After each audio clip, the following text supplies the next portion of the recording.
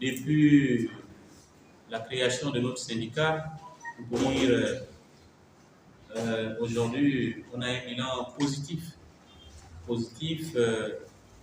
en termes déjà d'adhésion, parce que nous atteignons les 300 à 400 membres depuis la création, donc en moins d'1 an, et uniquement à Libreville. Nos bilans, nous avons pu déjà élaborer, comme je disais, les cahiers des charges que nous avons déposés sur la table de notre ministre de tutelle. Et à ce jour, nous attendons bien évidemment l'ouverture des négociations. Les cahiers des charges ont été déposés il y a 3 mois, et pour nous c'est trop. Les personnels de santé ont longtemps souffert.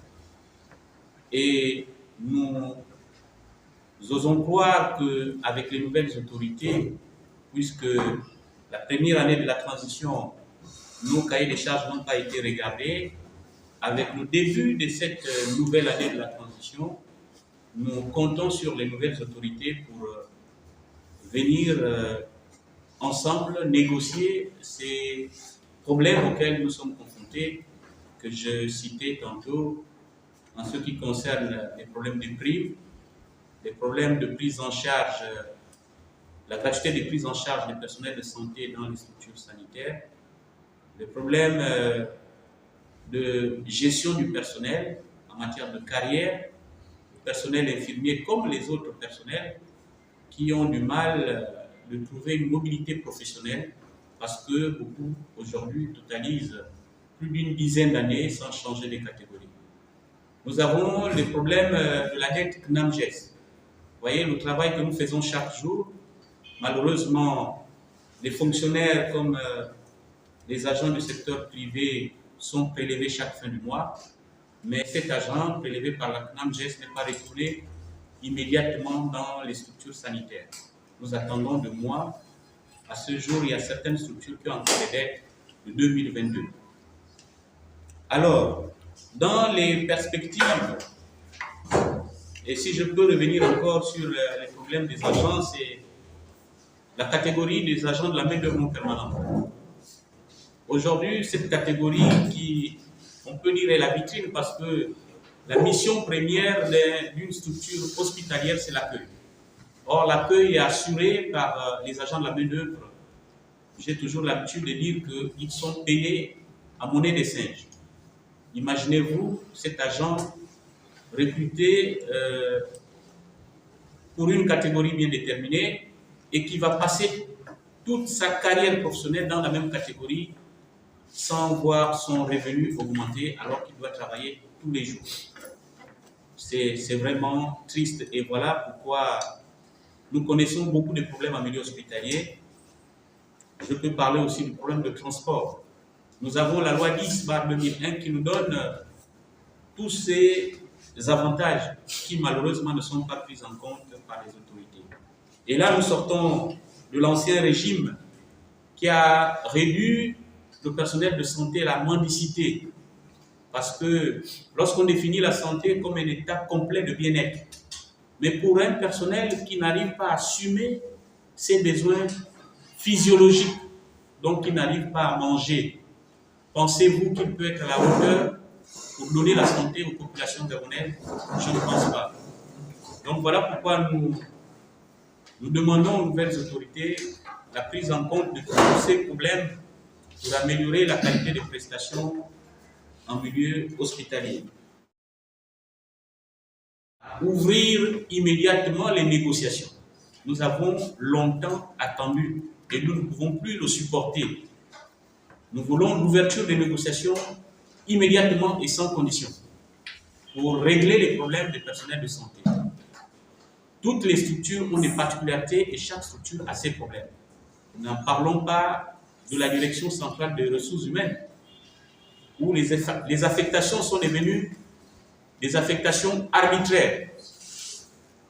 Vous êtes à Libreville, en milieu d'année, vous avez une famille, vos enfants, on vous affecte à l'intérieur du pays. Et ça, là, il faut que ça cesse. Et pour la plupart il n'y a pas de secret. Ce sont des syndicats des ministres, ce sont les syndicats des dirigeants de notre département ministériel. J'ai toujours dit qu'il y a une élite tapie dans l'ombre au sein du ministère de la Santé, en complicité avec les syndicats qui tirent les ficelles vers le bas, qui nous empêchent d'avancer. Et ça, nous avons pris conscience et le personnel les a suffisamment identifiés. Nous voulons passer à autre chose, donc regrouper l'ensemble des agents dans une seule organisation syndicale pour pouvoir parler d'une seule et même voix. Parce que nous sommes francs et nous travaillons avec tout le monde. Tous ceux qui veulent travailler dans la FETRAC, nous avons cette possibilité que chaque membre de la FETRAC accède dans toutes nos réunions. Il n'y a pas de limite. Même lorsque nous allons rencontrer le ministre, nous publions les informations parce qu'il n'y a pas de secret, il n'y aura jamais de secret entre les représentants que nous sommes et la base. Nous ne sommes que des représentants. Ils nous ont envoyés pour une mission et nous avons le devoir de leur donner la meilleure et la bonne information pour une meilleure dynamique. Je vous apprends qu'ils sont déjà convaincus. Ils sont déjà convaincus d'avance parce que les syndicats existants ayant déjà montré leurs preuves, ils ont fait leurs preuves, malheureusement, le personnel, pourquoi nous avons créé la FETRAC Santé? C'est parce que, tout simplement, les syndicats qui existent, on a perdu confiance en ce syndicat. À partir de ce moment, nous nous sommes rendus compte que pendant que nous attendions des leaders qu'ils posent nos problèmes auprès de la tutelle, mais ces leaders étaient des connivences, en connivence avec la tutelle pour nous tourner en bourrique. Et ça, on a dit, on ne peut plus le supporter, il faut les mettre de côté. Donc, nous, on n'a pas de campagne à faire.